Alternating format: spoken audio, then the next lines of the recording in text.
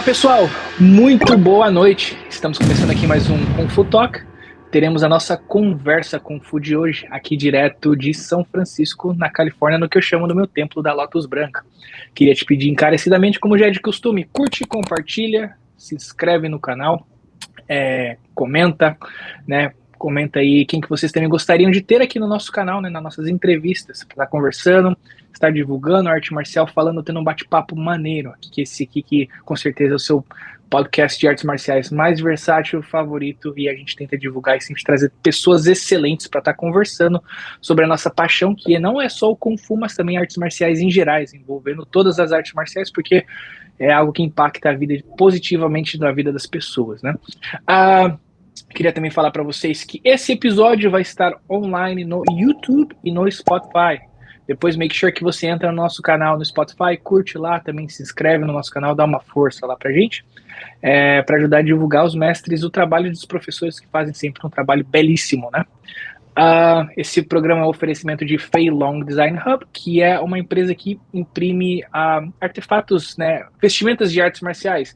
Ali você vai encontrar várias coisas, como camisetas, blusas, calças, saias, tem várias coisas legais ali, artefatos de artes marciais. Se você quiser representar o seu estilo, inclusive essa camiseta aqui da White Lotus Society é de lá, tá? Você vai encontrar os links aí na descrição do YouTube, do Amazon. Você vai ter o link aí do Amazon, quem tem tem esses produtos no Redbubble, que é um pouco mais versátil. Lá você vai ter caneca, tá bom? Vai ter umas canecas bem legais lá, bacana, capinha de celular, inclusive, não tô, meu celular tá sendo usado aqui para gravar, mas enfim, se não mostrar para vocês umas capinhas legais, mas vai ter os links aí também do Etsy e do TeePublic. São as três empresas aí que envia internacionalmente para o Brasil, a América Latina, a Europa, Ásia e vários países e Estados Unidos também. Se você está nos ouvindo dos Estados Unidos, make sure que você olhe lá, tem muitos designs bacanas, tá? A Amazon é só em alguns países, tá? Não envia para América. Então, Redbubble e TeePublic aí para América do Sul, América do Sul. Acho que é isso em relação aos nossos patrocínios, né? Vai ter o link aí também do Instagram, bem legal, curte lá a página, tem vários produtos legais para você estar olhando lá no Instagram, divulgação do Fei Long Design Hub. E hoje eu estou aqui com uma presença ilustre. A gente vai falar hoje um pouquinho sobre uma das maiores instituições de artes marciais chinesas, né, que está localizada não só no Brasil, Estados Unidos, Austrália, Europa, que é a Nanpai Kung Fu. A gente vai ter uma entrevista com o Sifu Diego Gonçalves. Muito boa tarde, Sifu. Tudo bom? Boa tarde, Sifu Ron. Como está? Estou muito bem, obrigado. E já quero agradecer de antemão a oportunidade de participar dessa entrevista. É sempre legal poder falar de Kung Fu, arte marcial no geral. Eu acho que nós todos aqui somos esses apaixonados, esses estudiosos da arte marcial, que onde a gente tem a oportunidade de falar, de mostrar, a gente quer falar, a gente quer mostrar, a gente quer vivenciar. Obrigado pela oportunidade. Eu que agradeço, muito obrigado, é uma honra poder estar conversando com você. A gente vai falar um pouco sobre a sua trajetória, sobre os estilos, né, de Kung Fu que a Nanpai ensina. Eu acho que é interessante a gente estar focando nesses aspectos, porque a arte marcial, às vezes muitas pessoas, né, até mesmo pessoas que não são praticantes, não só do Kung Fu, da arte marcial, que assistem o nosso canal, consegue ter ali uma vivência, às vezes até parecida com a sua experiência na arte marcial, ou então querendo se encontrar em um determinado estilo, estar buscando, e acho que essa oportunidade é maravilhosa para a gente poder estar conversando, estar divulgando, falando sobre o seu projeto, falando sobre a Nanpai, e também especialmente falando sobre você. Queria começar, como que foi o seu primeiro contato com o Kung Fu, com a arte marcial, né? Às vezes as pessoas, a gente tem às vezes até histórias parecidas com entrevistados aqui do canal, queria saber um pouquinho sobre a sua história na arte marcial, e no Kung Fu especialmente. Olha, é até difícil, a gente vai remontar de quando eu era criança, sabe assim? Quando eu era criança, hoje eu tô com 40 anos, então final de década de 80, década de 90, não sei se vocês sabem, mas no Brasil tinha um monte de série tipo Jaspion, Changeman, Flashman, essas coisas todas que são japonesas tal, mas que incitavam aquela vontade de aprender esse tipo de coisa. E daí eu não sei se veio daí, ou veio do meu pai, que ele praticava karatê antes de eu nascer, ele contava as histórias, mostrava as coisas. Eu não sei se é da onde eu cresci também, que tinha muita criança. E eu não sei lá porque todos nós gostávamos de brincar de coisa de luta. O nosso pega-pega era pega-pega com bastão, com espada que fazia. Sabe assim, era uma cambada de lutadorzinho. E eu lembro desde criança eu procurando, ele pedindo pro meu pai me levar, me leva naquela academia de judô, me leva naquela academia de sei lá o que, de karatê, que tinha muito na época ali na região. E eu sempre fiz muita aula experimental, mas fazer arte marcial, que era bom mesmo, meu pai me enrolava. Daí eu comecei em um certo momento a praticar capoeira com 13 para 14 anos de idade. Foi um mestre de capoeira que ele ia dar aula no prédio que eu morava. E nessa época, minha avó morava em Pinheiros e eu já ia para Pinheiros, tinha para Pinheiros e tal, e lá tinha uma escola de Kung Fu. E toda vez que eu passava na frente, eu ouvia aquele barulho, e aquilo era como um chamado, sabe? Assim, eu falava, meu, era isso aí. Daí, um certo dia, eu tive problema nos 2 joelhos, tive tendinite nos 2 joelhos por causa da capoeira. Por causa da capoeira, porque eu treinava errado, a verdade era essa, né? Capoeira não tem culpa nenhuma. E eu lembro até hoje, eu parei a capoeira para fazer a fisioterapia, inclusive eu sou fisioterapeuta hoje, né? Que coisa. E assim que eu tive alta, eu saí da clínica, desci a Cardeal Curvede, que era a rua ali, e me inscrevi na primeira escola de Kung Fu que eu comecei a treinar. E fiquei nela por 8 anos, me tornei faixa preta tal, até que um dia eu cheguei na Nampai. Então, a minha história é essa, passa desde criança irrequieta que queria brincar de porrada, até o dia que de fato eu me matriculei numa escola. Uma coisa legal que você mencionou é essa influência que a gente sofre sobre aquilo que a gente assiste, né? Assiste, vê, joga videogame, né? Eu também tenho uma influência muito grande através dos jogos do Street Fighter, do Nossa, Mortal sim. Kombat, Bruce Lee, os filmes de Bruce Lee. Então, assim, foi a partir daí que a gente começou a realmente, né? Que eu comecei a buscar um caminho dentro da arte marcial, mas vindo ali pessoa que já conhece já várias histórias que eu comento aqui no canal, mas foi a partir daí que, né, a gente veio de uma família pobre na época, então não tinha condição para poder fazer isso. A gente comecei um estilo não tradicional no Brasil, vim para os Estados Unidos, até que aí eu comecei a me achar realmente no caminho das artes marciais. Mas eu sou muito grato, né, a um dos lugares que passei, tive grandes professores, grandes mestres, sempre fui muito grato na transição. E é legal, voltando a falar sobre esse impacto positivo, né, que às vezes a gente como criança vê alguma coisinha ali, pô, que legal, né, já tem uma coisa meio que parece um instinto dentro da gente, que a gente se identifica com aquele personagem ou com aquela prática ali, que é fazer aquela arte marcial. Quais são os principais pilares filosóficos da Nanpai Kung Fu? Eu acho que é muito importante a gente falar sobre não só a questão de filosofia, mas também, né, partindo aí talvez para o Wudê ou Molduk em cantonês, falando um pouquinho sobre esses pilares, né, filosóficos dentro da arte marcial chinesa que vocês ensinam dentro da Nanpai Kung Fu. Sim, isso faz parte da arte marcial, e a Nanpai, Nanpai, não sei se vocês sabem, mas Nanpai significa corrente do sul, mas corrente num estilo ideológico, né? Como se fosse um formato que os estilos do sul, no geral, eles compartilham. Algumas coisas são compartilhadas, assim como os estilos do norte, seriam um Pei-Pai, vamos dizer assim, eles também compartilham de certas estratégias, estruturas, algumas coisas são compartilhadas, né? Então, a gente for falar aqui da Nanpai, óbvio, não dá para negar a parte do taoísmo, que é esse negócio do I Ching, de Yin Yang, ou do próprio Tai Chi, da parte de existência, universalidade das coisas, sem negar tudo que acontece. A gente pode falar dos 8 princípios que a gente trabalha aqui. Acho que talvez você já tenha até ouvido falar. Tung, Tu, Chen, Fu, Yin, Yang, Shun, Ni, que são esses princípios que a gente fala que molda, na verdade, até todas as artes marciais. Porque todas as artes marciais têm esse negócio de engolir, que a gente diz, de permitir e já golpear, lançar o seu golpe em contrapartida.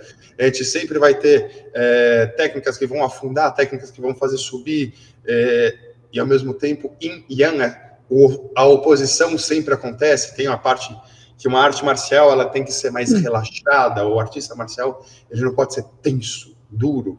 O artista marcial tem que ser maleável, flexível, relaxado, ao mesmo tempo que ele é vigoroso e explosivo, para que ele se coloque do jeito que ele tem que se colocar. Ele tem que saber como, quando permitir que o ataque, que a técnica aconteça para ele poder inverter a situação. Então, tudo isso faz parte da filosofia, das filosofias que a gente coloca aqui, mas tem 5 aspectos que a gente gosta de colocar e que acha importante, que é o seguinte: a gente fala que uma arte marcial boa, uma arte marcial no geral, ela é dividida em cinco partes. A primeira seria Ti, habilidade técnica. Então, toda arte marcial a gente tem um treino básico de como dar soco. A gente tem que ensinar isso. Então, essa parte tem que existir. A gente tem trabalhos também básicos em dupla, né? Essa parte também tem que existir. Nós temos Kun, que seria um trabalho mais firme. Então, a parte de vigor físico, parte de alongamento, tudo isso tem que fazer para que você tenha músculos bem desenvolvidos, mas articulações bem maleáveis para você não se machucar. A gente tem que trabalhar biomecânica, né? Senão você também não só vai te impedir de lançar o golpe, uma técnica como ela tem que ser, como ela vai te lesionar. E uma arte marcial não pode te lesionar. Era uma arte de guerra. Imagina 300, 500 anos atrás, soldados indo para a guerra, todos lesionados do treino. Não serve para nada esse soldado, entende? Nós temos, que mais? I, que seria a parte de arte, mas quando a gente fala arte, quando a gente fala aqui, é no sentido da harmonização dos seus movimentos, da sua intenção, da sua respiração, sabe? Não é só porque é bonito, porque o movimento é plástico e bonito. O movimento, ele tem uma intenção, tem um porquê, um pra quê, e cada parte do seu corpo, da sua mente, do seu espírito está focado naquilo. E aquilo ganha uma beleza diferente. E o corpo se movimenta justamente para manifestar aquilo que você está pensando. E parece que você está realmente batendo em alguém. E a gente fala até assim no começo, no começo você tem que imaginar alguém para lançar os golpes, para ter mira, não sei o quê. E essa imagem, ela é quase nula, ela parece que não existe. Em algum momento ela parece real, em algum momento parece que você ataca e encosta, né, em alguma coisa. Em algum momento, se você treinar bem, você consegue ver suas falhas, porque aquela imagem contra-ataca. A gente mostra, isso eu acho muito importante de se falar. Que mais? Parte da medicina chinesa, na medicina no geral, eu acho, falado de medicina chinesa, porque a gente está falando da parte de canais colaterais, o trabalho de energia, respiração, essas coisas todas, mas eu não posso negar tudo que a medicina moderna tem, quando a gente está falando de aspectos de alimentação para treino, quando a gente está falando da biomecânica, de lesões, como tratar lesões, os dois se conversam muito bem, as duas medicinas. E isso faz parte, porque um bom praticante de Kung Fu ou de arte marcial no geral, ele não pode perder a saúde. Ele é o cara que quanto mais ele treina, mais ele desenvolve saúde. Mais, sabe, aquela explosão, mais forte ele fica, apesar de estar ficando mais velho. Entende? E que mais? Eu falei dos 5, não, tá faltando alguma coisa aqui na minha cabeça. É óbvio. Conhecimento teórico. É importante essa parte teórica, que nem eu falei de subir, descer e tal. Essa parte teórica é importante, não só disso, mas como estratégias, abrir sua cabeça para treinar outras coisas. A gente coloca aqui até um tabuleiro de xadrez, tem um livro de um dos nossos mestres fazendo a referência entre xadrez e a arte marcial, como as coisas se interligam. Então, toda essa parte também é importante. Então, colocando a resposta à sua pergunta agora, de fato, eu diria que a filosofia da Nampai é fazer desenvolver o praticante não só de maneira física, né, combativa, mas de maneira a abrir a mente, abrir o coração, o espírito, né, para que você possa cada vez mais compreender outras coisas que até então você não tinha capacidade de entender e que está tudo ligado e vai fazer você se desenvolver como ser humano. E fenomenal, se for. Eu achei interessante, eu fiz algumas notas aqui para a gente estar pontuando algumas coisas e estar discutindo ou conversando sobre. Essa forma em que vocês têm uma didática muito bem estruturada, organizada e separada, né? Como você mencionou, às vezes a gente pratica coisas e às vezes nem sabe o que a gente está praticando através das movimentações ou aprendendo, e é legal que você conseguiu ali breakdown, né? Separar exatamente cada intenção. A biomecânica ela é muito importante. Foi uma das coisas em que, quando eu comecei a praticar o Kung Fu de Hakka, eu vi o meu professor sempre explicando através da transmissão de energia, porque a gente fala, você tem que utilizar o Qi para poder formar alguém, a sua explosão corporal, tal, mas aí você, igual você mencionou, da mesma forma que você consegue aplicar para uma forma positiva, para um ataque bem sucedido, você também, se você não tiver aquela forma estrutural bem estruturada, você acaba até machucando, até tendo ali lesões. Você, como, né, um fisioterapeuta, sabe bem melhor disso. Acho que é uma coisa que a gente até pode estar falando um pouquinho, né, se a gente tiver um tempo aí, focando um pouquinho nessa parte, que eu acho que é muito importante também, sobre lesões e falando um pouquinho sobre esse aspecto, mas voltando ao assunto, né, essa parte de conexão através da movimentação. Às vezes o movimento ele não sai exatamente como a gente espera, porque às vezes o pé precisa estar um pouquinho mais para o lado, a postura precisa estar um pouquinho mais abaixada. Eu lembro quando eu comecei a aprender a postura chamada Sangwak Ma, né, parecia mais uma postura, vindo num background do Wing Chun, eu fazia mais uma postura do Biu Ma, né, minha base um pouco mais levantada. Aí, então, quando você desce mais o seu joelho, você consegue mais, né, fazer a sua base, a sua estrutura através da geração de energia. Você começa a ver que, caramba, é desse jeito, é assim que se faz, né? Então, pode falar. Desculpa, então, porque você falou um negócio que é assim, o Pimá, o Mapu, ou o cavalo, que nem o pessoal chama por aí, aqui é mais ouvida essa palavra aqui. A gente fala que a mãe de todas as posturas, todas saem dela e todas retornam a ela. E que nem você falou, você baixa um pouco mais, aquilo tem que ser como se fosse uma abóboda. Sabe aqueles arcos romanos antigos, que até hoje existe, tem quantos? 3.000, 2.000, sei lá quantos anos. O negócio está lá até hoje.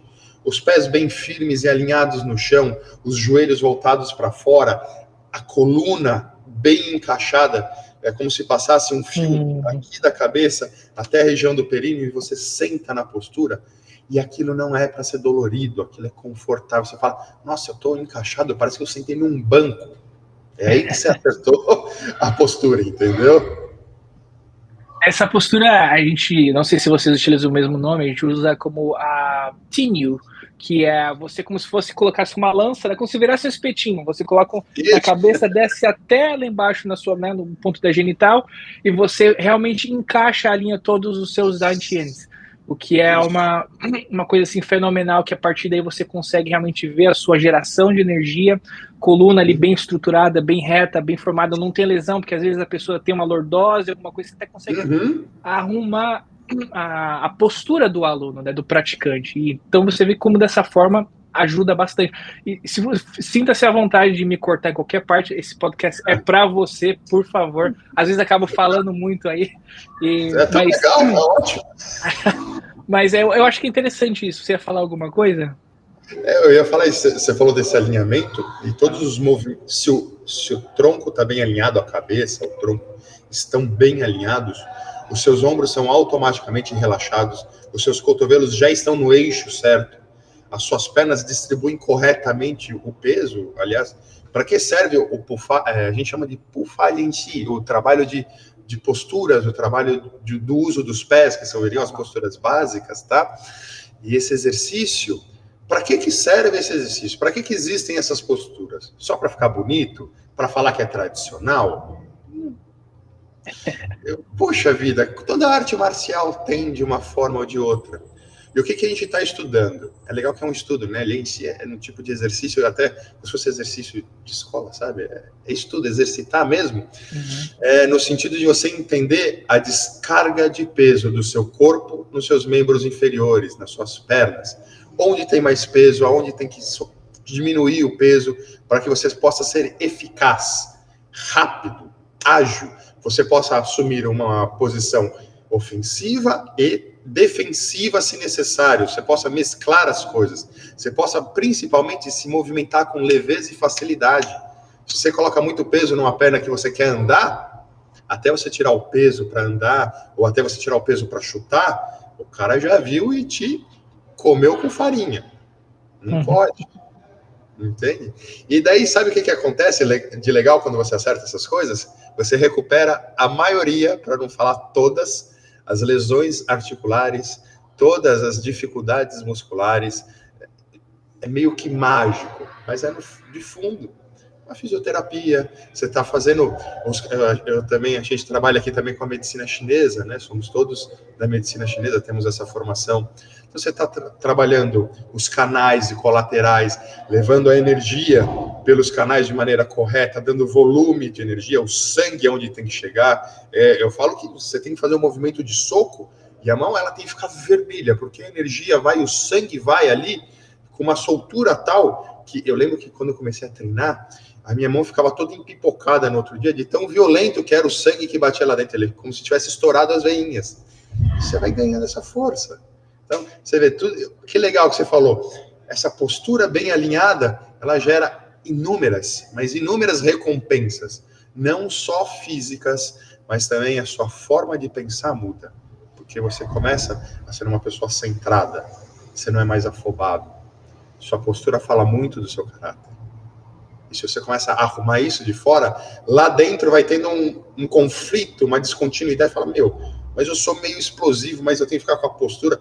Uma hora alguém se arruma. Se é a parte de cima que vai continuar meio mais ou menos, ou a parte de baixo vai ajustar, não sei. Aí é cada um com seu esforço. Mas se você deixar aqui arrumar para ficar centrado, eu tenho certeza que você vai ter inúmeros benefícios na sua vida, viu? Falando também sobre benefícios, uma coisa legal que você mencionou sobre a postura que fala muito sobre o praticante, né? A pessoa, quando ela começa a treinar, às vezes ela né, tem um pouquinho desagonçada, às vezes tem um probleminha nas costas, igual eu mencionei. E você vê como que a transição da pessoa, né, para depois, claro que isso leva um tempo, é um processo. Eu uso falar que a arte marcial, na verdade, ela é mais que uma faculdade, porque é muita coisa para você aprender, né? Às vezes até vejo pessoas que fazem, né, alguns cursos por aí. É difícil porque você tem um processo de formação, é muita informação, não é só a parte técnica, não é só a movimentação, é parte técnica, é cultura, é medicina tradicional chinesa, é filosofia por detrás de um ensinamento. Então, é um processo de aprendizado que às vezes eu falo, cara, você vai numa faculdade, você, né, uma pessoa que teve uma escolarização, né, você como formado em fisioterapia, sabe que realmente é um processo de aprendizagem desde o início até o final, e quando você termina, na verdade você não terminou tudo, porque agora você vai começar a praticar, e é quando você realmente começa a entender aquilo que você teoricamente viu dentro da sua classe.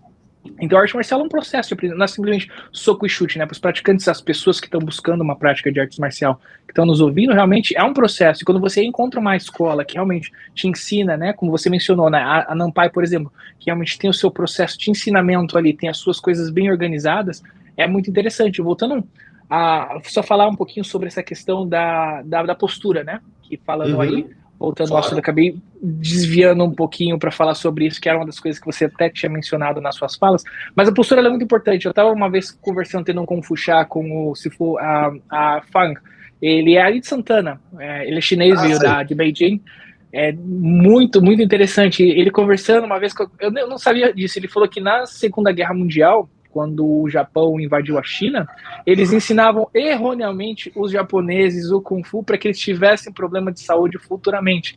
E quantas vezes eu já vi também práticas de escola, amigos meus que infelizmente praticaram, né, Kung Fu em alguns lugares, e às vezes professores que também não tinham tanto conhecimento nessa parte de ensino, às vezes achava, né, que ali você tinha que ser barra pesada, casca grossa, e quanto mais flexão você faz, melhor, quanto mais agachamento você faz, melhor. E às vezes a pessoa acaba até tendo uma vivência, em vez de ter saúde, tem uma coisa que tem lesões, e acaba às vezes tendo lesões por muito tempo. Eu, infelizmente, alguns dias atrás, não foi por erro do meu professor, mas acidentes acontecem também durante a prática. Tive um problema no ciático, durante fazendo uma Shuai Jiao, tive uma queda ali e acontece, né? Parte do processo. Então ainda estou no processo de recuperação, mas é importante isso, porque quando às vezes acontece esses equívocos, né? A gente precisa realmente buscar escolas que realmente vão te ensinar uma arte marcial muito bem estruturada, com cuidado, porque eu sempre falo para os alunos, né? Segurança vem em primeiro lugar. Você não pratica arte marcial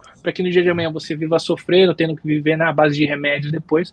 Mas não quer dizer que também as coisas acontecem em competições, em treinamentos, às vezes, né? A gente está sujeito a isso, até porque a arte marcial é um esporte de contato. Mas eu achei muito legal essa questão que você mencionou em relação da estrutura, né? Que ela faz o praticante. Você vê realmente como é que ele começa a se portar, não só fisicamente, mas também emocionalmente, né?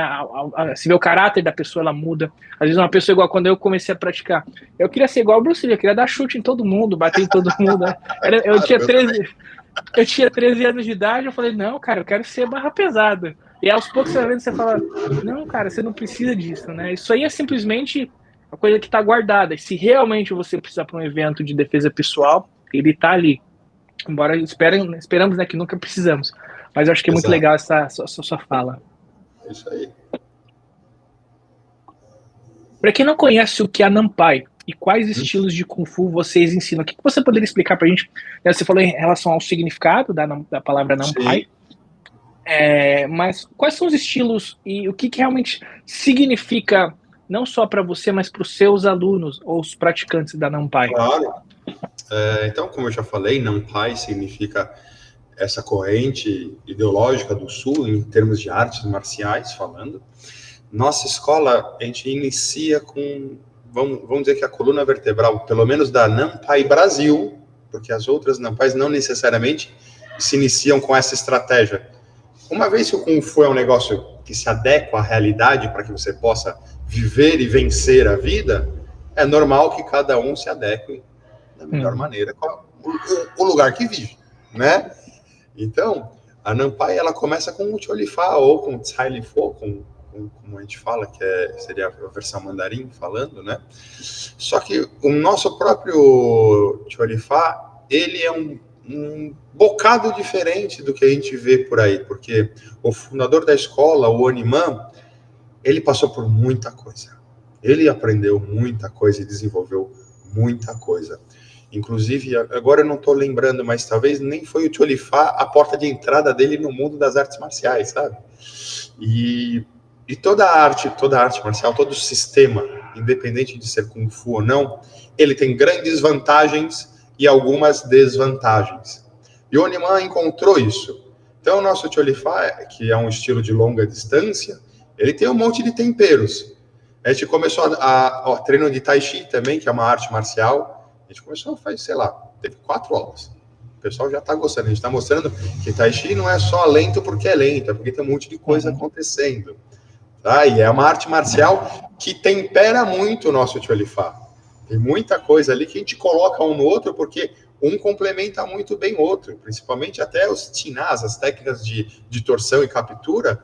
Cara, o que o Tai Chi tem para oferecer é nível aqui, é outro nível. Nós temos a estrutura, o Runka, que também faz parte da nossa escola. Esse a gente ainda não ensina para ninguém, mas ele pega distâncias e ângulos que o Tcholifá comum não pega. O Fotia também pega outras distâncias, outras estratégias. Então, a gente ensina Tcholifá. E agora tem a turma de Tai Chi. Mas o Tcholifá, principalmente, ele tem bastante tempero do Oniman, que é o fundador da escola. Então, a gente fala que a gente ensina Tcholifá, mas o Tcholifá é o estilo Nampai. E é tão legal, desculpa, até é longo aqui que eu estou falando, mas o Oniman, ele é um cara, o fundador, ele está vivo, tá? Ele tem 74 anos, 75, não lembro de cabeça, lá na China. E ele é um cara tão importante para a arte marcial chinesa lá, que dentro do museu do Tcholifá, sabe aquela casinha lá do Qigong, que eles falam que treinavam e tal, tem a flâmula, né? Tem a nossa bandeirinha da escola, tá lá. Legal. Há muitos anos atrás, eu ainda era aluno, um aluno que veio de outras escolas, que veio do hotel, um cara muito legal, e que queria aprender medicina chinesa, queria aprender um pouco mais da Nampai, não sei o quê, já tinha treinado em muitos lugares, e ele foi conversar, porque ele tinha dúvida, falou, nossa, mas vocês são um pouco diferentes, algumas coisas aqui. E o mestre Ernesto, na época, explicou, não, o Oniman fez isso, essas coisas que eu estou explicando aqui. E na época eu lembro do mestre Ernesto falando assim, inclusive, nossa flâmula está lá no museu do Tcholifá, na China, de tão importante, tem uma menção honrosa com o nome do Oniman lá, tal. E é legal que você via assim na cara do Theo, que não é que ele desacreditou, mas também não dá para falar que ele acreditou muito. E meses após ele foi para a China fazer algum curso de medicina, alguma coisa na China, e foi visitar o Museu do Tiolifá. Aí, adivinha o que ele encontrou lá na porta, na entradinha? A flâmula da Nampai. Ele tirou uma foto e mandou, olha, não é verdade, tem aqui. Que legal. Então, é isso que a gente ensina, entendeu? É Tiolifá ou método Oniman. Seria certo dizer que as outras famílias, né, como Hungar, ou Hunja, ou Fugar, seria mais para discípulos de portas fechadas? Seria certo dizer no sistema Nampai, ou talvez não? Sim, não. É meio difícil. Como eu falei, tem outras escolas que começam com Hunká, com Hunchá, enfim. Mas aqui, de certa forma, para o Brasil, a gente, respondendo a sua pergunta e pensando agora, a gente começa com Tiolifá e lá na frente, depois da preta, daí a gente tem outras variações que a gente pode aprender, claro, e desenvolver como entendendo a busca que a pessoa quer. E é só mais um sistema, tipo, esse sistema é assim, esse daqui trabalha mais isso, e ninguém é um contra o outro, são dois bons, enfim. É mais complemento. É um complemento, isso. Acho interessante isso, como igual você mencionou no início da pergunta, falando da conexão, né? A similaridade entre o Tai Chi, que muita gente acredita que Tai Chi é simplesmente para pessoas idosas, só aquela movimentação lenta, né? Com o Tiolifá, né? Até às vezes postura, muita coisa igual o próprio Tinyu, você vai utilizar universalmente dentro da arte marcial chinesa, né? Embora estilo sul, norte, interno, externo, Hakka, o que for, você vai ter esse mesmo conceito. Então você vê que muitas coisas, nome de posturas, né? Muitas vezes eu já vi posturas, né, dentro do Wing Chun, similar ao Bak Mei, dentro do Hungar, e é legal você ver essa conexão. Muito bonito de ver realmente, né, a estrutura e como você consegue organizar de uma forma onde não atrapalha o seu treino. É simplesmente, né, talvez até poderia estar sendo equivocadamente fazendo essa similarização, essa conexão, né? Às vezes eu até falo, você treinar talvez um Goju Ryu Karatê para um Shaolin do Norte, são dois mundos completamente diferentes, embora, né, existem estudos de que o próprio Karatê veio do Kung Fu de Hakka, tem as suas similaridades, mas é outra filosofia, né? Mas dentro do Kung Fu, você vê muitos braços, né? Muitas ramificações. E ao mesmo tempo você vê como é bonito o negócio, né? Ele tem uma raiz que, sei lá, aonde foi. Se a gente falar 5.000 anos atrás, já tinha guerra, já tinha Kung Fu, já tinha tudo rolando. E as coisas foram evoluindo, foi para um lado, foi para o outro, não sei o quê. Alguém começou alguma coisa numa região do mundo, outra começou outra, encontraram e fizeram um intercâmbio. E as coisas foram crescendo. No final, o mestre Oniman, ele fala, o mestre Nelson que conta pra gente que ele falava assim, olha, o ser humano ele tem um tronco, uma cabeça, 2 braços e 2 pernas. Para uma arte marcial ser muito diferente, esse cara tem que ter 4 braços, 6 pernas, tem que ter vindo de Júpiter, porque aqui não tem muito. Se fizer matemática, não muda muitas coisas não, cara. Que legal, eu já ouvi já essa nomenclatura, não lembro quem foi, mas eu já ouvi isso de outra pessoa também. Que legal, cara. Uma coisa que eu queria perguntar, como que a Nampai chegou no Brasil? Olha, a Nampai chegou no Brasil com o mestre Ernesto, né? Eu não lembro exatamente a data que o mestre Ernesto veio para o Brasil, ele acho que veio em 99. Eu sei que é no finalzinho do século 20, eu sou péssimo para data, tá?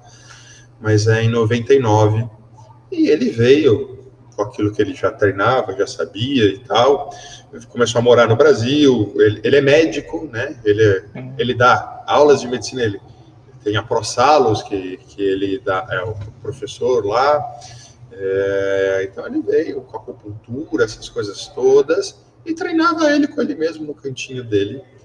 E um certo, eu vou dar uma bela resumida, tá, mas assim... Em um certo momento, lá na Vila Madalena, onde era o consultório dele, ficava uma outra academia de Kung Fu, louva a Deus, que foi onde eu treinava, e ele precisava de um espaço melhor, e nunca tinha conhecido nada de estilo do norte, essas coisas todas. Ele é cubano, né? Então, tipo, lá em Cuba, o que ele tinha e tal. Daí ele teve um intercâmbio com a China, enfim. Daí ele olhou e falou, vou lá conhecer. Tipo, não era uma traição, muito pelo contrário. Ele entra, ele conversa com o Onimã até hoje, e o Onimã treinou boxe para vir para os Estados Unidos. E treinou para lutar, porque ele queria se testar. Que legal. Mas, enfim, o Ernesto começou a treinar nessa escola de louva-a-Deus, e começou a aprender, e ele ficou amigo ali do professor, e pediu, deixa eu, quando der um espacinho, eu treinar minhas coisas, eu não quero atrapalhar.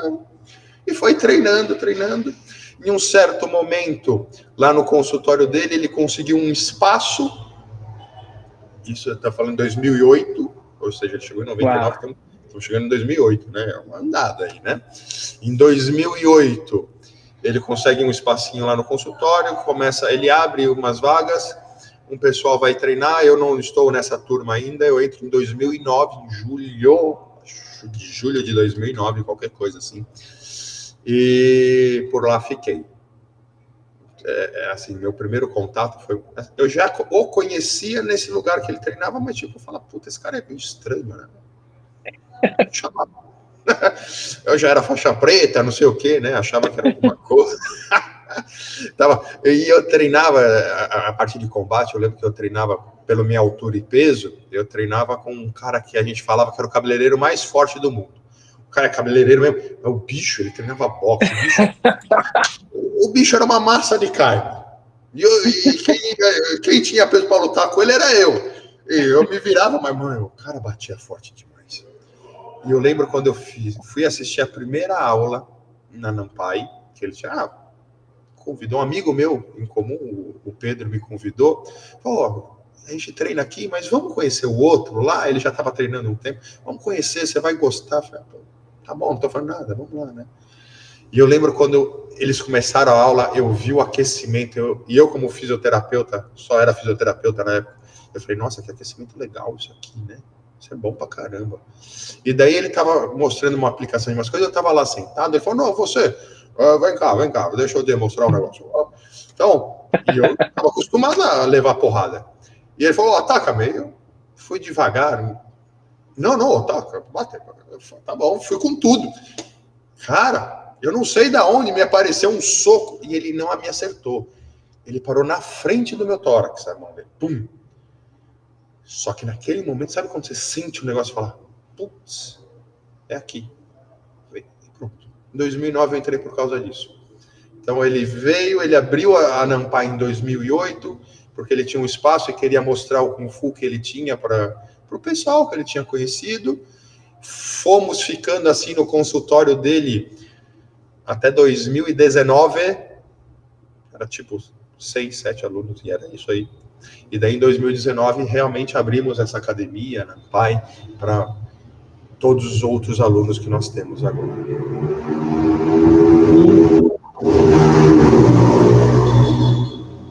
Que interessante, que interessante. Eu achei interessante porque a história do Sifu Ernesto é um pouquinho parecida com o meu Sigun. Meu Sigun, ele também foi médico, doutor traumatologista em Hong Kong, lá em 1940, 1950. E ele, quando ele veio de Rio Bay, ele fez alguns filmes também na década ali de 50. Depois dos filmes, ele acabou apenas dando aula e ele ensinava no consultório dele. Ele ensinava aula no consultório, ele teve acho que 4, 5 alunos. Um deles foi o sobrinho dele, que depois mudou para Taiwan, e de Taiwan começou a me ensinar. Então minha mente foi lá, é legal que você contando a história e contando também um pouquinho sobre, né, a vida pessoal. Eu acho muito interessante o mestre Ernesto vir de Cuba, conversei com o Sifu Javier de Miami, da Cholifá também é cubano. Uhum. E é legal ver, eu simpatizo bastante com os cubanos, até porque minha noiva é cubana também. Então, e eu quero muito conversar com o Sifu Ernesto. Falei, poxa, Sifu, mandei mensagem para ele, a gente conversou, você me passou o contato dele. mas é muito ocupada, né? Estamos tentando ver É, quando, se for, né, se tiver um tempinho aí. Mas eu acho legal, porque se não, uma coisa que a gente até meio que se consegue comunicar e é legal de compartilhar isso. Então, assim, eu falei, se for preciso conversar com você, a gente precisa fazer um episódio com você e tal. Eu, né, tô um pouquinho ocupado, mas eu vou tentar, vamos ver, talvez no mês de maio a gente converse aí para ver. Realmente respeito, sei que, né, se for tem prioridades, mas seria uma ótima ter o Se For Nesto aqui também conosco, aqui conversando no futuro. vai ser uma conversa fantástica, eu tenho certeza. Vamos lá, como que você vê o crescimento da arte marcial no Brasil nos últimos anos? Você acha que com o crescimento talvez até do próprio UFC, você acha que o pessoal tem buscado um pouquinho mais o MMA, ou você acha que a arte marcial tradicional, ou em geral, tem crescido ou tem diminuído? Eu acho que nesses anos todos que eu pratico Kung Fu, desde a época lá de trás, daí não dá para falar muito, com 13, 14 anos você não tem muita noção do mundo, né? Mas eu acho que a arte marcial, ela teve, na década de 90, que era quando eu ficava procurando as coisas e tinha escola de karatê e judô em tudo que era esquina, depois tinha escola de kickboxing em tudo que era esquina. Em algum momento, lá pelos 2000, isso muda, não sei dizer exatamente porquê, talvez a entrada do UFC, do Pride, do MMA no geral, isso muda um pouco, muda também o perfil do brasileiro buscando saúde em academias e calistênicas, essas outras coisas.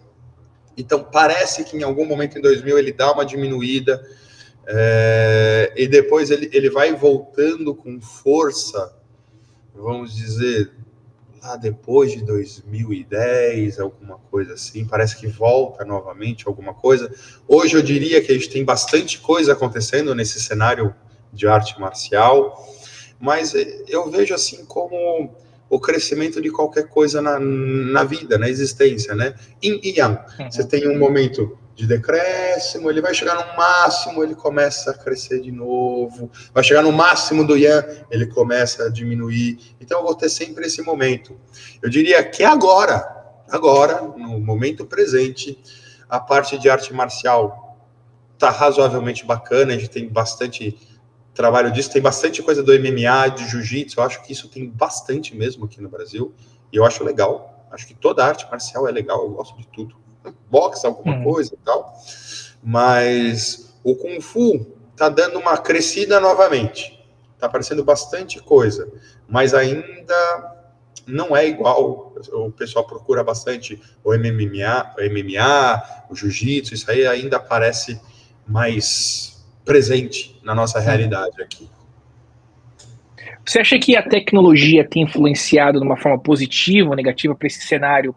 Né, a gente viu que, né, como você mencionou, teve o boom da arte marcial ali com Kung Fu, com Bruce Lee e Jackie Chan na década de 70, 80, 90. E aí parece que meio que, como você falou, né, decaiu um pouquinho. Aí acredito que depois do Prime, do UFC, né, com Anderson Silva, grandes máquinas aí da arte marcial dentro do UFC representando o Brasil, Lyoto Machida com Karatê, um híbrido, né, mistura de Karatê com MMA. A pessoa acabou, né, já meio que subindo. Você acredita que a tecnologia, hoje em dia até, né, depois da pandemia, que muita gente teve que ser versátil aí, adaptar para cursos online, foi de uma forma assim positiva ou negativa para esse crescimento, né? Ou voltando talvez estar, né, no meio aí uma forma até estagnada nesses últimos tempos na transmissão da arte marcial? Eu digo que a tecnologia, nesse caso, eu não vou dizer nem que ela é positiva, tampouco negativa, ela é só uma ferramenta, e que, como uma ferramenta de difusão em ultra difusão em massa, a gente tem muita informação bacana, muita coisa legal aparecendo, e muita coisa porcaria também. Só que o público também, ele tem camadas, né? Então tem um público que é um negócio muito bacana, ele olha aquilo e fala, nossa, isso aí não funciona, porque ele não tem a capacidade de enxergar aquilo. E um negócio um pouco mais superficial, eu não estou falando que é ruim, estou falando superficial, às vezes não tem muito conteúdo, mas já funciona. Ele consegue ver. e daí vira uma porta de entrada para as pessoas subirem. E no meio do caminho vai ter, mas ensinam muita coisa que está errada ou que não funciona muito bem, e isso é um desserviço. E eu penso o contrário, eu falo, não, isso é um serviço. Porque se ele está ensinando uma coisa errada, um negócio que não funciona muito bem, eu preciso aprender para entender onde está o erro, aonde não está funcionando e mostrar, isso aí não funciona bem. Você quer ver como funcionaria? Isso. Pratica assim, assim, assado. Vamos lá, vamos pôr em teste. Vamos lá, vem comigo aqui, ó. Tá. Viu só como funciona? Funciona. Ou, tenta fazer assim, você vai ver que não funciona. Não funciona. Pois é por causa disso. Entendeu? Eu acho um serviço, mas a gente tem que ser criterioso. E essa capacidade é algo que você vai ter que desenvolver com o tempo, não tem como. Uma coisa que eu achei muito legal na sua última fala em relação a criterioso, né? Normalmente eu falo o seguinte, eu falo com meus alunos, igual você mencionou, a gente vê coisas por aí, às vezes, né, de uma certa forma, a gente como artista marcial, você precisa ser, eu gosto de falar assim, de uma forma respeitosa, eu não gosto de lacração, eu não gosto de apontar dedo, falar isso, aquilo. Eu, de uma certa forma, tenho críticas respeitosas, às vezes, quando eu realmente vejo que uma coisa ali tá um pouco equivocado, eu não preciso também no comentário da pessoa ali e desmerecer o serviço dela, mas acho que internamente, dentro de mim, ou até às vezes utilizar daquele equívoco que a gente vê em algumas coisas com alguns alunos, de novo, não é para poder apontar dedo, ou não é para poder falar esse professor é isso, aquilo, ou o estilo, porque dependendo também, eu não acredito que não tenho estilos tradicionais, eu não acredito que tem estilos ruins, se sobreviveram 400, 500, 600 anos, é porque ali tem alguma coisa que é especial. E serviu para aquele... Exatamente. E serviu para aquela comunidade de artes marciais em que estão transmitindo até os dias de hoje. A gente vê o Tai Chi, a gente vê o Chou Li Fa, o Hungar, artes marciais maravilhosas. A própria capoeira, às vezes, né, o pessoal na internet às vezes até acaba tendo um pouquinho de não tem compreensão necessária. Tenho alunos professores de capoeira que são maravilhosos, faz um excelente trabalho. Mas eu acho que a gente, como artista marcial, você precisa, de uma certa forma, olhar com critério, igual você mencionou, e você ter a sua análise sobre determinada coisa, porque aquilo ali vai servir como aprendizado para você, que é exatamente o que você falou. Você precisa saber, você precisa entender de alguma coisa para que você possa, né, rebater aquele argumento, né? Não adianta eu chegar ali e falar, mas não serve, igual normalmente a gente sempre ouve, às vezes, nos comentários, se não tá no UFC, porque não funciona, né? É a coisa mais infantil que a gente ouve nos dias de hoje. É um argumento assim, universal de uma pessoa que não tem conhecimento de artes marciais. Uma coisa é você falar, aquela movimentação, ela não funciona porque eu acho que isso, aquilo, bacana, vamos analisar ela, vamos break down aqui ali certinho para realmente ver daquela determinada... Beleza, crítica construtiva, ou então às vezes, bacana, legal ver, né? Minha guarda estava um pouquinho baixa, devia estar um pouquinho mais para cima, alguma outra coisa. Ali você tem um argumento. Mas esse critério de análise, igual eu comecei nesse comentário, ele é importante porque faz a gente analisar e até mesmo melhorar a nossa prática da arte marcial. E internamente, você utilizando daquela ferramenta, né, uma crítica ali construtiva para você, utilizando como exemplo outro professor, de novo, eu acho desnecessário em páginas na rede social, você isso, você aquilo, seu estilo isso, o meu é mais tradicional, o meu é menos tradicional, o que for. Completamente. É completamente desgastante, mas eu acho importante a gente ter esse critério de avaliação, que ele é muito gratificante, porque realmente, né, nos ajuda a avaliar e também estudar e aprender a partir, né, das redes sociais, igual você mencionou, né, parte da tecnologia. Só mais uma coisinha que você me fez lembrar agora, que foi uma coisa que eu aprendi com o Ernesto, revi em tantos outros lugares, e assim, a gente tem que ter duas perguntas muito importantes na nossa vida. Por quê e para quê? Por quê e para quê? É isso. Por que você está fazendo isso? Com qual finalidade? Se é para isso, vamos ver se testa. Não funciona para isso. Mas vamos ver se para uma outra razão? Para essa outra razão, talvez funcione mesmo. Então, parte do respeitoso que você colocou, te dá até essa habilidade de falar, para isso exatamente não é o melhor, mas para aquele outro ali, isso é legal pra caramba, isso aí funciona. E parte também do princípio que você mencionou, né, a intenção. a intenção daquela movimentação por detrás, que volta lá no comecinho do podcast, a gente falando sobre os fragmentos filosóficos da arte marcial, que é uma das intenções, que você está deferindo um movimento, um soco, um chute, uma queda, você tem aquela intenção para aquela finalidade naquele momento, e não quer dizer que você não pode adaptar para outras movimentações ou outros tipos de práticas, contra-ataques e assim sucessivamente. Isso aí. Você acredita que a cultura chinesa é bem preservada nas práticas das artes marciais dentro do Brasil? Eu falo isso porque dentro dos Estados Unidos, aqui, né, falando um pouquinho sobre questão cultural, o americano, ele é muito, eu vejo que ele é muito focado na tradição. Estou falando isso dentro da arte marcial tradicional chinesa. Pratiquei, né, numa linhagem de Wing Chun, onde ali é interessante que os meninos ali, cara, você via os menininhos novos, o cara às vezes com 5 meses de treino, 6 meses de treino, o cara sabia, né, o que o patriarca daquela arte marcial sabia e fazia, e ele realmente buscava, porque era um conhecimento, né? Dentro dos Estados Unidos, eu desconheço pessoas que acordam um dia e falam, hoje eu vou criar um estilo de Kung Fu. E vai, né? Minha primeira arte marcial que eu pratiquei foi uma arte marcial, de novo, não a desmerecendo, pratiquei, tive grandes professores ali, grandes amigos, foi que teve a minha formação básica, mas eu né, vindo para os Estados Unidos, decidi buscar uma arte marcial tradicional, mas respeito quem não pratica a arte marcial também não tradicional, né? Mas, enfim, queria saber um pouco sobre a sua visão nessa questão, sobre a cultura chinesa e a preservação dentro do Kung Fu no Brasil. Claro. E esse até de arte marcial tradicional, não tradicional, sabe que eu vejo, assim, tudo bem, tem coisas que tem um nome antigo, que veio passando e passando, porque foram experimentadas, mas essas coisas, elas foram não tradicionais em algum momento, né?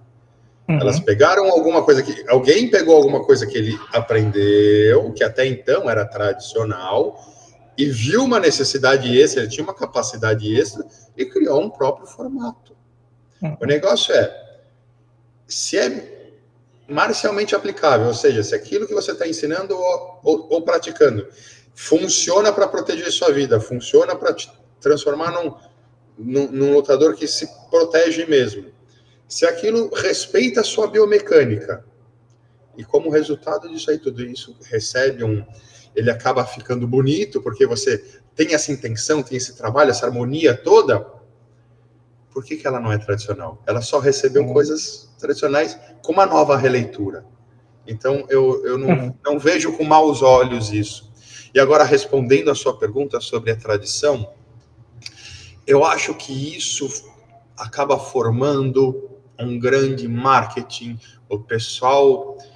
E eu não tenho nada com... Todo mundo tem que ganhar dinheiro, pelo amor de Deus. Todo mundo tem que se mostrar, senão não tem como. Você está em 2025, como é que você faz, cara? Só que isso acaba sendo mais um marketing, sabe assim, essas medalhas que eu tenho aqui, assim, é só para mostrar que tem, do que querendo saber o que é de fato e entendendo que às vezes na China hoje não é bem assim, ou nem era assim nunca. É que o negócio vai vindo de uma maneira deformada e é o tal negócio, né? Aquilo que você não tem conhecimento, a criatividade se põe. Então, o pessoal inventa umas coisas, tal, para falar que vem da linhagem X, Y, Z, porque na época de Chen Hung, há 340 e tanto, 350 anos atrás, era assim que se fazia, porque a avó dele explicou. Cara, 350 anos atrás, você tem noção que a avó dele explicou isso? Ah, qual é? Não é bem assim. Tem coisa que está documentada, a gente entende. Mas 350 anos atrás o movimento era exatamente esse? Não sei. Olha, eu acho que se o negócio não funciona na aplicação, talvez a gente tenha que repensar.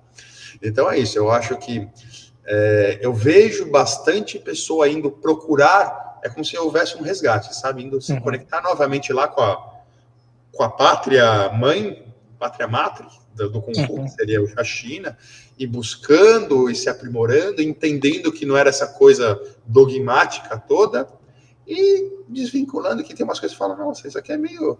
O próprio Oniman, fundador da escola, ele é extremamente criticado na região dele, foi muito criticado na época, porque, primeiro, ele ensinou um monte de ocidental, qualquer coisa mais fora da tradição que isso não tem. E ele remodelou um monte de, sabe aquelas práticas, é assim porque é assim, porque... E ele fala, cara, mas isso aqui é muito demorado, né? Vamos fazer assim. O cara tinha que sobreviver à vida, que era uma vida difícil da época. Então eu acho que ela está sendo resgatada, mas até então, muito do que eu vejo é só um marketing, é um misterioso para inglês ver aí, que eu não posso falar que é uma boa forma de preservação. Eu acho que precisa ser um pouco melhor aprofundado ainda. Concordo com você. Fazendo um gancho para a próxima pergunta, que eu acho que também tem tudo a ver com essa, qual que é a sua opinião em relação à importância da linhagem dentro do Kung Fu? A gente vê que realmente a arte marcial moderna, MMA, talvez até o Jiu-Jitsu, você não tem tanto essa questão de ligação, né, com os antepassados, de quem ensinou para quem, kickboxing, simplesmente você vai ali, o cara é bom na porrada, o cara já é professor, tem a sua escola, tem a sua academia, consegue, né, ser um pouco mais versátil ali, exato, versatilizar e transmitir aquilo. O Kung Fu a gente já vê que tem muito essa questão mística de um passou para o outro e que realmente você tenta ter alguma coisa mais estruturada. Poxa vida, que legal o negócio de estar falando sobre a linhagem de Wing Chun. Uma coisa bem legal que até você comentou, né, sobre essa questão de 300 anos atrás. Os estilos eles foram adaptados. O mesmo Wing Chun que a gente tem hoje de Ip Man não é a mesma coisa que você tinha, né, na época de Nick Mui, se é que Nick Mui também existiu, né, tem várias versões aí. Então, eu acho bem legal isso. Eu queria entender um pouquinho sobre a sua opinião, sobre essa importância das linhagens dentro do Kung Fu. Olha, a minha opinião é assim, que a linhagem, é lógico que eu acho que entender de onde veio, para onde veio, entender a história como um todo é muito importante. É muito legal, muito interessante. Você tentar viver aquilo que, teoricamente, os criadores daquilo vivenciaram. Procurar aprofundar-se na história daquilo que você está praticando. Se você gosta, você costuma ir atrás, né? É que nem a pessoa que gosta de drink. Ela começa a aprender e fazer drink em casa, fazer comida em casa, sei lá. É a mesma coisa. Mas, ao mesmo tempo, porque eu sou a linhagem do Xixaxu, né? Cada um inventa um nome aí. Cara, para mim, não tem a menor importância. Eu acho que isso vale muito pouco. Talvez, sei lá, para abrir alguma porta de entrar. Nossa, você conhece o mestre, sei lá, eu qual, sabe, um negócio assim. Mas como diferenciação para falar essa escola é melhor, essa escola é pior, olha, para mim nada. Para mim até eu penso assim, esses grandes nomes de qualquer arte marcial, eles tiveram um professor. Por que o nome da escola é desse cara e não do professor? Porque foi esse cara que fez alguma coisa que ficou famosa, mas por mérito próprio. E não é porque você vai treinar na escola do cara, que já faz 300 anos que faleceu, que você vai ser bom, ou que você vai ser campeão, só porque você está na escola do Gracie lá, que é uma puta de uma escola. O cara, dá para falar mal do jiu-jitsu desse cara? Não dá. Mas se você não treinar e se esforçar, meu amigo, a linhagem não te serviu de nada, é só por seu ego, tá? É assim que eu penso. Que legal, é legal. Hoje eu até estava conversando com um aluno, estava vindo, né? Dei aula de sandá agora há pouco, estava vindo no caminho falando com um aluno meu. E realmente foi exatamente isso que a gente tocou no assunto, porque às vezes a gente vê até pessoas que acabam criando um estilo e sendo muito melhor de porrada do que um camarada que né, treina ali uma linhagem que está 400, 500 anos aí na rua, né? Passando, transmitindo.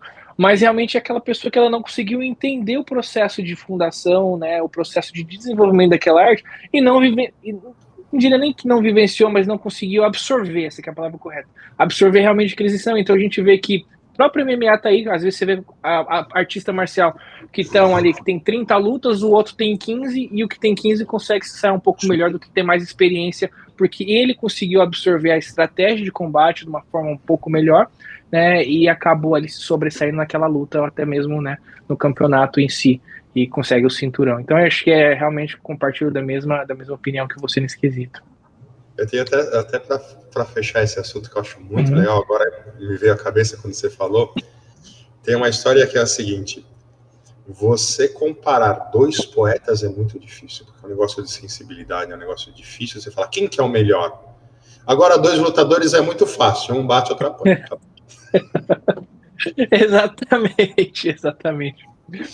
Em relação, voltando um pouquinho atrás sobre os estilos, o que você poderia falar, talvez uma forma assim, um pouco até simplificada para aqueles que não conhecem, a diferença, né, do Kylie Foot, ou Cholifa, do Hun Kyun e do Fodgar, dentro dos ensinamentos que vocês têm na sua escola? Olha, eu vou falar desses três, mas eu vou me referir a toda e qualquer arte marcial, daquilo que eu entendo de arte marcial ou de estilo de Kung Fu, tá? Uhum. São estratégias biomecânicas e estratégias de distância, basicamente.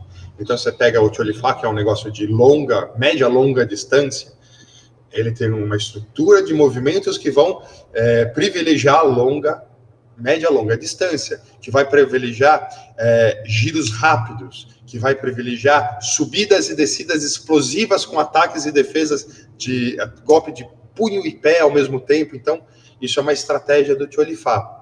Ao mesmo tempo, você pega o Hun Cha, o Hun Ka, e ele já é um estilo de mais curta distância, é um estilo de média curta distância, vamos falar a verdade, né? É um estilo onde você tem pontes muito sólidas, muito firmes, onde você tem defesas que são mais impactantes, uma vez que o Cholifa ele já tem um negócio de absorver e lançar o adversário para outra direção e desviar o adversário. O Hun Ka também tem em alguns momentos, mas você vê que ele privilegia bastante a curta distância, cotovelada, algumas outras diagonais que o Cholifa não tem, assim como o Cholifa tem algumas coisas que o Hun Ka também não tem. Essas pontes firmes, essas defesas que não são tanto de levar para um lado e jogar para o outro, né, de desequilibrar. Ele tem defesas que são impactantes mesmo, de bater da porrada na porrada, que a gente fala. Já o Focha, ele é um pouquinho mais... O Focha, ele bebe um pouco do Cholifa, ele bebe também um pouco do Tai Chi, com essa ideia, só que como o Cholifa é de média a longa distância, eu vejo já o Focha de uma distância mais média curta, mas também com esse negócio de giros bem pronunciados, de penetrações e interceptações muito bem trabalhadas. Ele tem esse trabalho de captura, ele tem esse trabalho de lançar o cara para longe o golpe. Então, basicamente, a gente está falando de estratégia de combate e, basicamente, os criadores, as pessoas que foram desenvolvendo isso, tinham alguma predileção por esse tipo de forma de combate, se desenvolveu e foi tendo cada um a sua forma de pegar distâncias, direções, para frente, para trás, diagonal, para cima, para baixo, de maneira diferente. Então, é assim que eu vejo essas diferenças. Show de bola, show de bola. E para finalizar, né, uma das nossas últimas perguntas, qual que é a sua opinião, em sua opinião, como esses estilos contribuem para formar um praticante mais completo, né? Partindo do princípio físico, técnico e talvez espiritualmente, se é que você acredita, talvez, que também há a parte espiritual dentro da arte marcial. Eu vejo, então, pegando esses estilos que a gente está falando, como eu falei, Siley Foot, Cholifa, a gente está falando de média a longa distância, inclusão de chutes e tudo mais, de uma maneira diferente do Hun Ka, do Hun Cha. Então, aquilo que está deficiente no Cholifa, que seria a curta distância, esse negócio mais junto, o Hun Ka coloca muito bem isso, te deixa muito mais completo. A gente usa muito o cotovelo, e Cholifa, teoricamente, mas ele tem cotovelada tão pouco joelhada. Tem aqui. A gente coloca também, porque é muito importante. Então, é uma questão de pegar os buracos que você tem na sua própria técnica, independente de qual estilo que você começou, e ir colocando e satisfazendo isso, para que você tenha mais capacidade em qualquer âmbito. E somente uma pessoa que tem um espírito acolhedor consegue fazer esse tipo de coisa. E, ao mesmo tempo, fazer esse tipo de coisa faz com que a pessoa se torne uma pessoa de mente mais aberta, mais acolhedora, tenha capacidade de sentir, porque o lutador tem que ter capacidade de sentir. Ele tem que sentir o que o outro sente, até para poder prever, tipo, se movimentar ali, senão ele apanha. Ele tem que estar conectado com o adversário dele. Então, tudo isso ver os vários âmbitos, as várias distâncias, o sobe e desce, essa coisa toda, faz o crescer como um ser humano, e é óbvio, um espírito que só vai se tornar mais brilhante, mais capaz de produzir mais e mais coisas bacanas. Que bacana, Sifu. Queria te agradecer por essa participação.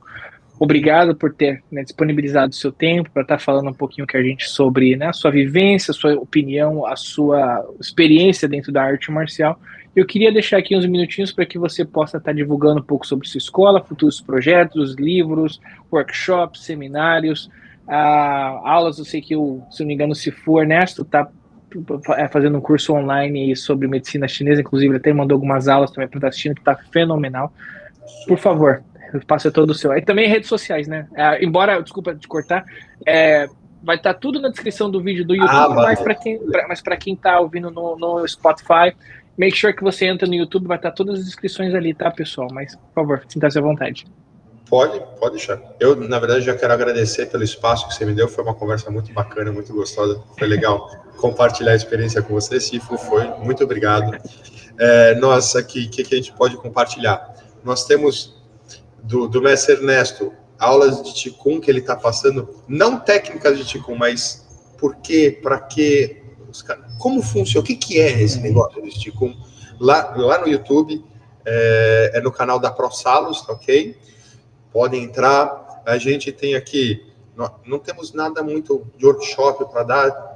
Normalmente a gente tem palestras, a gente terminou nossa última série de palestras sobre Tai Chi há um mês atrás. Daqui a alguns meses a gente vai colocar mais alguma palestra sobre algum assunto, a gente sempre tem.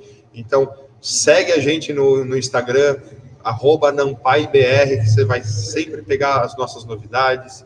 Aqui a gente tem alguns livros que eu quero mostrar. Não sei se dá para mostrar aqui. A essência do Wushu. Foi escrito pelo próprio mestre Oniman. É a vivência dele, aquilo que ele acredita que é uma arte marcial, esses conceitos todos que eu falei, e muito mais aprofundado aqui. Vocês podem entrar em contato com a gente para pegar esse livro. A gente tem um livro de medicina chinesa do mestre Ernesto, deixa aqui atrás, que ele é grande para chuchu. Tem um livro muito legal, Medicina Chinesa Tradicional. É um excelente trabalho para a medicina chinesa. Estava precisando desse trabalho, o Brasil, acredito. E o que mais que a gente tem? E é isso. Curte a gente lá na Nampai BR, que a gente tem coisa pra caramba para falar, gente. Entre em contato com a gente. Ótimo. Pessoal, então vocês vão ver na descrição, vou também adicionar o website da Nampai Training, para quem quiser treinar, né, quiser entrar em contato, entre em contato na página das redes sociais, no website, vai estar também o Instagram e YouTube aí, quem quiser também comprar o livro, entre em contato. Eu já entrei em contato, que eu gosto disso, já vou ver como é que a gente pode fazer para estar fazendo envio internacional com vocês, que essa é uma das coisas. Eu tenho aqui aqui do meu lado aqui também uma pilha de livros e gosto de ler, sou bastante versátil nessa parte. Se for, mais uma vez, quero te agradecer por essa oportunidade, muito obrigado mesmo por estar disponibilizando seu tempo mais uma vez, com muito carinho. A gente teve aí mais do que um seminário sobre Kung Fu, sobre Nampai, sobre arte marcial que vocês ensinam na sua localização. Se for, mais uma vez, muito obrigado. Agradeço a você também que ficou até esse momento assistindo. Make sure que, pessoal, tem um canal em inglês também. Entra lá, você clica embaixo, você vai ter a legenda ali, você consegue ler, para quem não tem a fluência no inglês, consegue ver ali vários episódios bacanas que a gente tem com mestres aí nos Estados Unidos e no mundo também. Mais uma vez, Sifu, muito obrigado a você. Obrigado, Sifu. Obrigado a todos, pessoal. Todo mundo que está assistindo. Até mais. Até mais, pessoal. Tchau, tchau.